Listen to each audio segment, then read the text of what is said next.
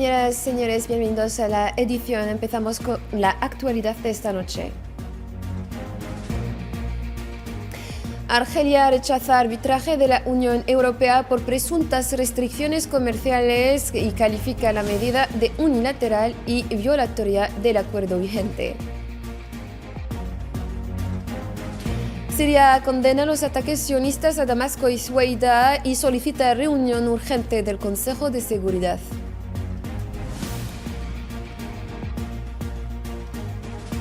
Argelia denuncia incesantes ataques y genocidio en Gaza y exige acción internacional urgente contra los crímenes cometidos por la entidad sionista.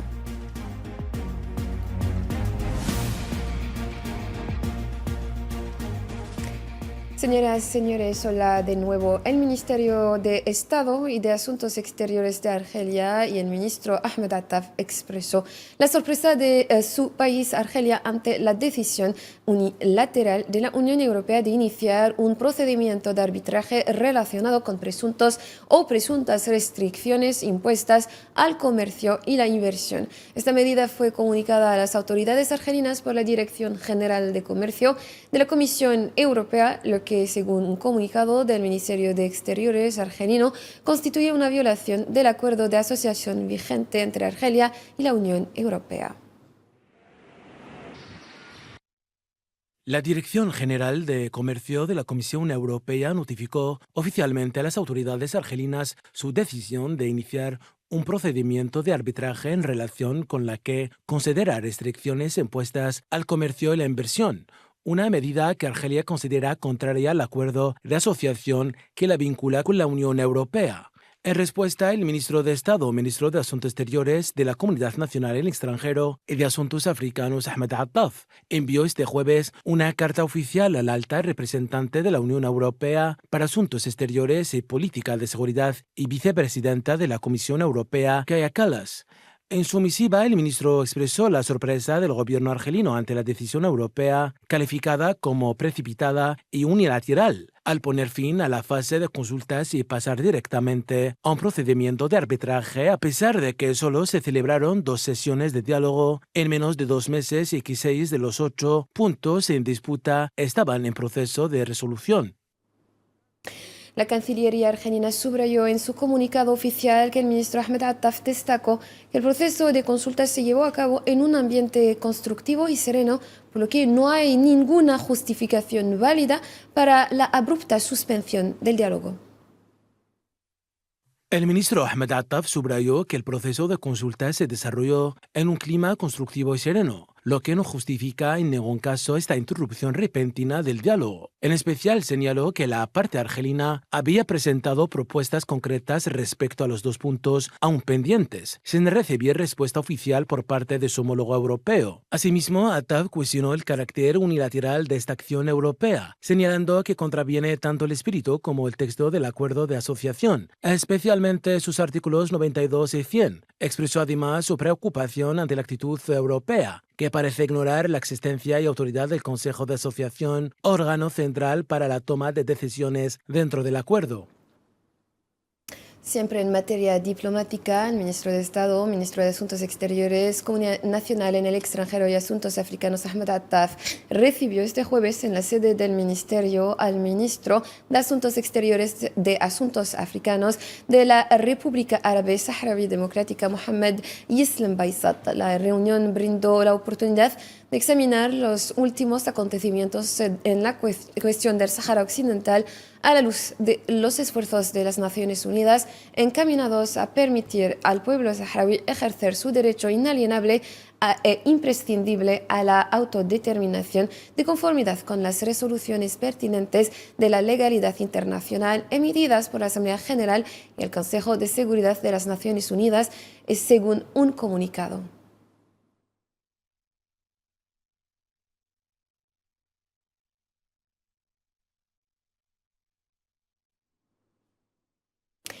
Un reciente informe del Instituto Washington para la Política del Cercano Oriente posiciona a Argelia como un país con amplias oportunidades de inversión, destacando su firme compromiso por la mediación diplomática, la riqueza de sus recursos naturales y una juventud vibrante y dinámica. Veamos este comentario de Belkacem Feid Aishawi.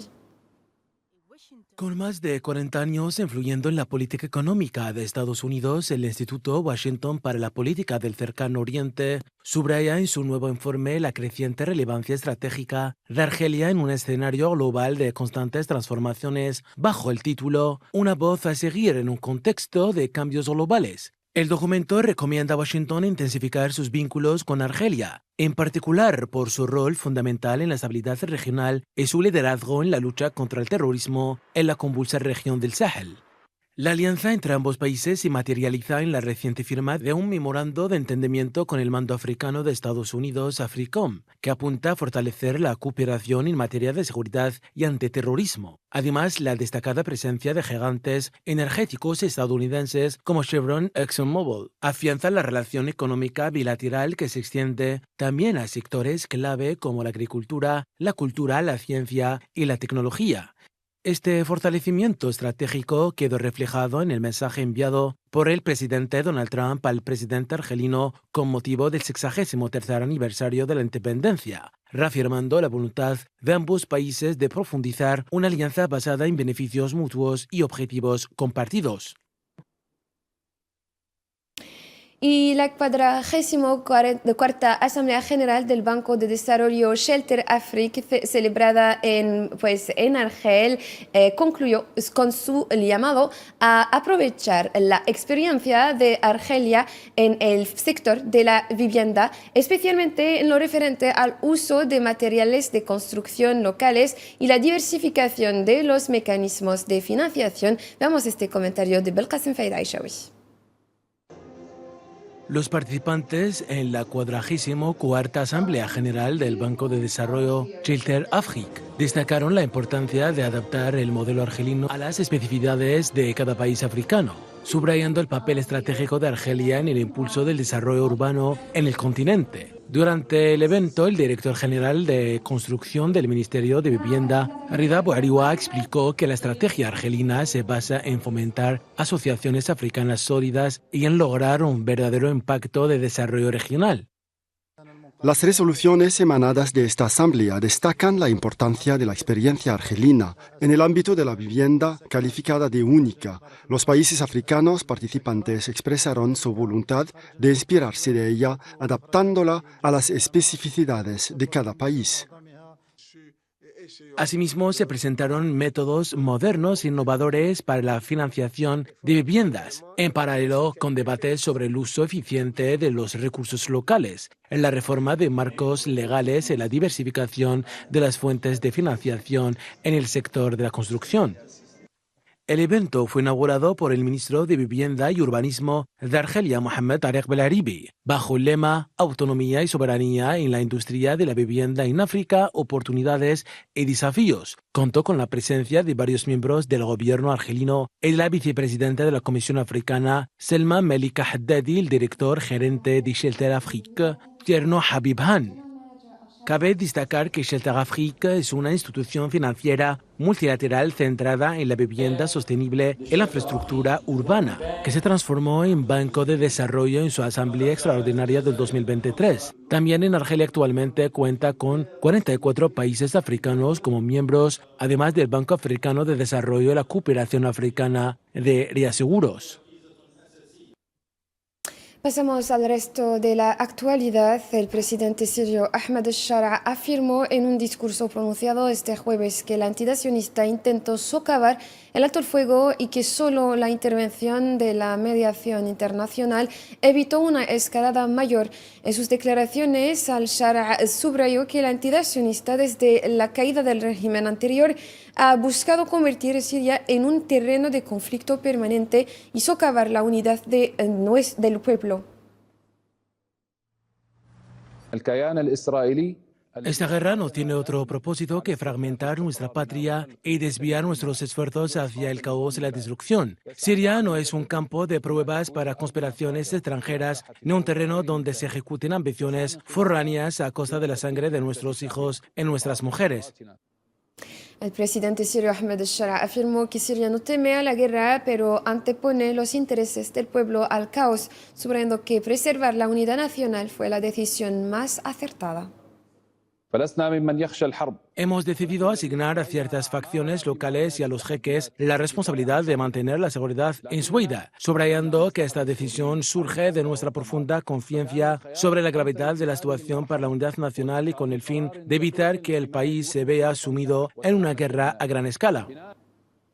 Siria condenó enérgicamente los ataques sionistas que tuvieron como objetivo instituciones gubernamentales y instalaciones civiles en Damasco, en la provincia sureña de Sueida. En este contexto, el representante permanente de Siria ante las Naciones Unidas solicitó una reunión urgente del Consejo de Seguridad para abordar estos ataques.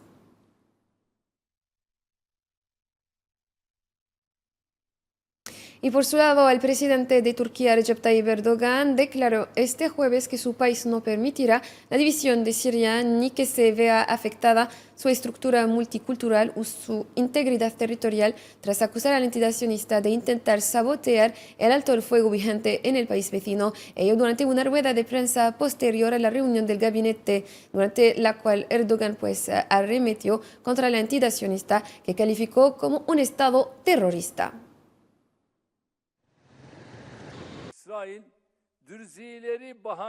Israel ha extendido su bandolerismo hacia la vecina Siria en los últimos 2 días, usando a los drusos como pretexto. Quiero dejar esto claro una vez más, de forma inequívoca. Israel no reconoce la ley, es un Estado terrorista, indisciplinado, sin principios, malcriado, consentido e imprudente. En este momento, la agresión israelí es el mayor problema en nuestra región.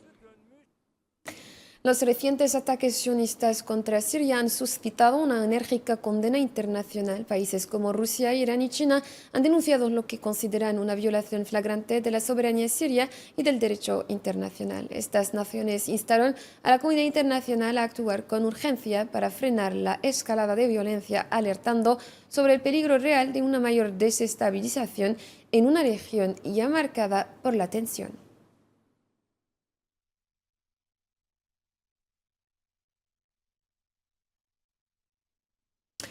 A petición de Argelia, el Consejo de Seguridad de la ONU celebró este jueves una sesión urgente para abordar la agresión sionista contra Siria. El miércoles, la aviación del ocupante sionista lanzó, recordemos, una serie de nuevos ataques aéreos que alcanzaron el edificio del Estado Mayor General, el Ministerio de Defensa y los alrededores del Palacio Presidencial en la capital Damasco.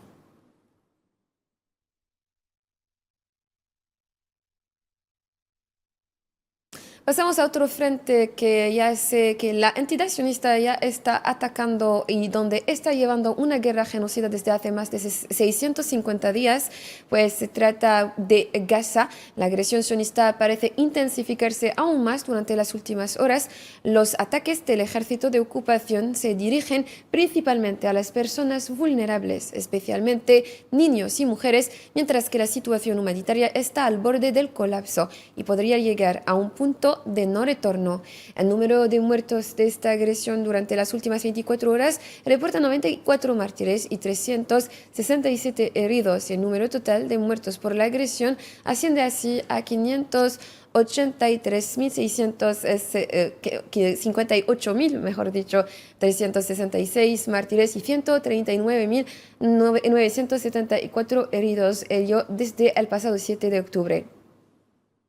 Argelia denunció la guerra existencial que actualmente libra la entidad sionista contra los palestinos en la Franja de Gaza, durante una reunión del Consejo de Seguridad de la ONU dedicada a la situación humanitaria en el enclave palestino. El representante permanente adjunto de Argelia, Tawfiq Qudri, volvió a la naturaleza misma de la ocupación sionista, cuyo objetivo es vaciar Palestina de palestinos.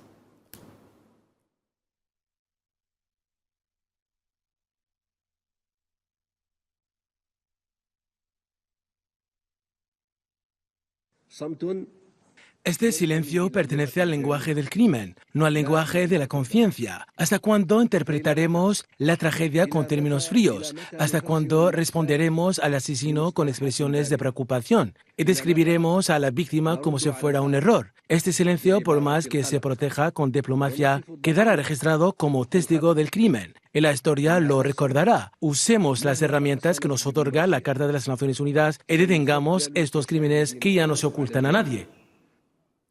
El diplomático argelino también denunció todos los crímenes que actualmente comete la maquinaria de guerra sionista con vistas a completar una situación humanitaria ya muy debilitada. يحاول البعض Algunos intentan convencernos de que el actual sistema de distribución de ayuda humanitaria es compatible con los principios humanitarios y representa la solución ideal para las preocupaciones de seguridad del ocupante. Pero los puntos de distribución se han transformado en trampas aterradoras. Y la ayuda se ha militarizado, convirtiéndose en una herramienta de desplazamiento en lugar de salvación. Dicen que no hay hambruna en Gaza, y que las calorías están calculadas y las necesidades cubiertas. Sin embargo, la realidad contradice este relato. Lo que presenciamos en Gaza son personas marcadas por el hambre. La leche para bebés se ha vuelto un bien escaso, según la UNICEF. Entonces, ¿a quién debemos creer? ¿A los rostros pálidos de los gazatíes y sus ojos llenos de lágrimas? ¿O al lenguaje de la violencia? ¿A quienes falsifican la verdad y nos piden aceptarla en nombre del realismo, la doble moral y los cálculos políticos?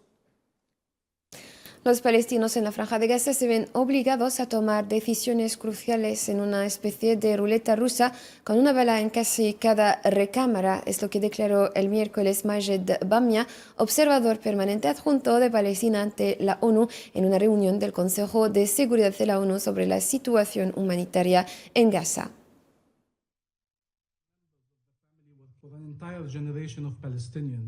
Evacuáis una vez más, os desplazáis forzosamente una y otra vez, y os matáis en el camino. Os quedáis donde estáis y os matáis donde estáis. Cada decisión que toman mientras hablamos es una decisión de vida o muerte, cada día, cada hora, cada minuto. Pero es como una ruleta rusa con una bala en casi cada recámara. Sea cual sea la decisión que toméis, lo más probable es que alguien muera. Cada familia en Gaza se mueve entre una muerte y otra mientras el mundo entero observa. Hay que destacar también que 28 niños mueren en promedio cada día en Gaza durante los últimos 2 años. Es lo que declaró la directora ejecutiva del Fondo de las Naciones Unidas para la Infancia, UNICEF, Catherine Russell. Ello durante la misma reunión del Consejo de Seguridad de la ONU que dedicó a la situación humanitaria de Gaza. Russell afirmó que cada uno de los 1 millón de niños de Gaza ha enfrentado un sufrimiento inmenso. Durante los últimos 21 meses de guerra se ha informado que más de 17.000 niños han muerto y 33.000 han resultado heridos en Gaza. Un promedio de 28 niños han muerto cada día, el equivalente a un aula entera. Piénsenlo por un momento. Un aula entera de niños muere cada día durante casi 2 años. Estos niños no son combatientes, están siendo asesinados y mutilados mientras hacen fila para recibir alimentos y medicamentos que les salvan la vida. Por su parte, el representante permanente de China ante la ONU, Fu Kong, destacó el miércoles la necesidad de garantizar el acceso humanitario y la ayuda en la Franja de Gaza para evitar su politización y utilización como arma, al tiempo que se opuso al desplazamiento forzado de palestinos por parte de antisionista en la reunión del Consejo de Seguridad de la ONU. La ONU ha declarado reiteradamente que el mecanismo militarizado de distribución de ayuda humanitaria promovido por Estados Unidos e Israel viola los principios de equidad, independencia y neutralidad. Este mecanismo es insuficiente para aliviar la situación humanitaria y, por el contrario, ha causado repetidamente un número considerable de víctimas civiles.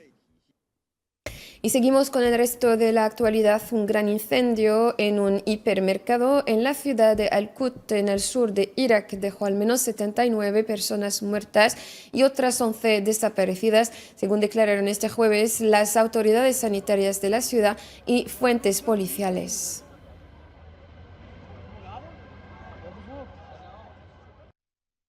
En Senegal, la presencia militar francesa fue confirmada definitivamente durante una ceremonia celebrada este jueves En un campamento de Dakar, Francia cedió el control de su última gran instalación militar en el país, marcando el fin de la larga presencia de sus fuerzas armadas en este país de África Occidental y un paso importante en una retirada de la región en sentido amplio.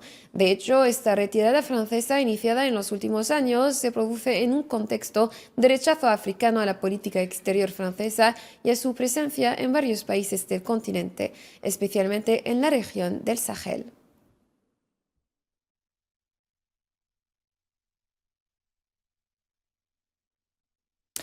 En la contienda rusa, el Ministerio de Asuntos Exteriores ruso declaró este jueves que Moscú no aceptó amenazas después de que el presidente estadounidense Donald Trump afirmaba que le daría 50 días para alcanzar un alto el fuego en Ucrania o se enfrentaría a sanciones.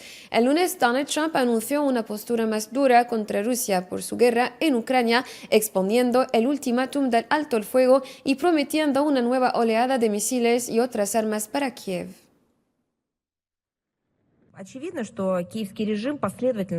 Permítanme recordarles una vez más que el lenguaje de ultimátums, chantajes y amenazas nos resulta inaceptable. Tomaremos todas las medidas necesarias para garantizar la seguridad y proteger los intereses de nuestro país. En estas circunstancias, la urgencia de las tareas para lograr los objetivos de la operación militar especial, repito una vez más, de desmilitarización y desnazificación de Ucrania no hace más que aumentar. Señoras y señores, así pues concluimos nuestra edición de esta noche. Gracias por su amable atención. Un saludo.